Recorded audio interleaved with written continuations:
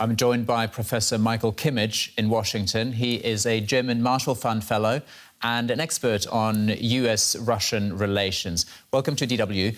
Now, we've heard President Zelenskyy earlier talk about negotiating a potential neutral status for Ukraine in exchange for security guarantees. Would Russia be willing to give that to Ukraine? I think it's possible, but it's, of course, only one part of the negotiations. The stickier point is what Russia will do with the territory it's occupied. Would it return that territory to Ukraine? Would it ask for a carve-out?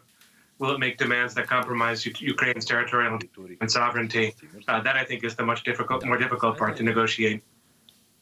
Well, on that note, Zelenskyy also talked about a compromise on the Donbas region. That's the part of eastern Ukraine that's been held by pro-Russian separatists for years now. Could this be a way out of the war, do you think? Potentially. It's, of course, a huge compromise for Zelenskyy to make, and that's why I think he feels he has to go to his own population with a referendum to get that authority. But certainly, if he would be willing to make that concession, I think that could move Russia very much closer to a deal. In the last few days, we have heard that Russia might be changing its tactics. It's being bogged down in this war. It's not advancing where it wanted to. Ukraine's military intelligence is now saying that Russia might be trying to split Ukraine into two. What do you think Russia's next move is? I think that they seem to be giving up for the time being on taking the capital city of Kiev. They do seem to be bogged down in many respects, advancing slowly. On the other hand, they do have escalatory possibilities. So I think a partition of some kind is very plausible as a Russian military strategy.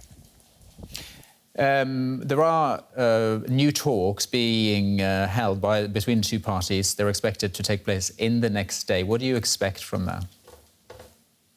I think we're at the beginning of a long and agonizing process of negotiation, but it is very notable that the verbal signaling from President Zelenskyy over the last 24 hours suggests that he's open to negotiation. So there are some possibilities, but I think they're going to be a long time in the making.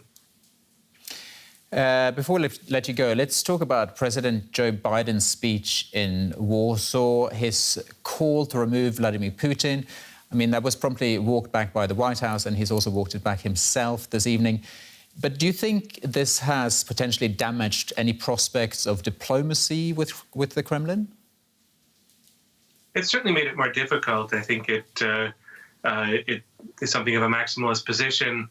It makes the Kremlin perhaps less willing, less able to compromise. On the other hand, it's only one statement at a particular moment in time. So if there's real will to compromise on the part of the Russians and the Ukrainians, they're going to move forward. It won't matter all that much what the president said in Warsaw on a given day.